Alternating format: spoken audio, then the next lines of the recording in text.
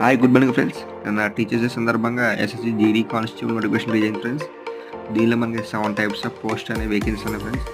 ఇది మనకి central government నుంచి రిలీజ్ అయిన నోటిఫికేషన్.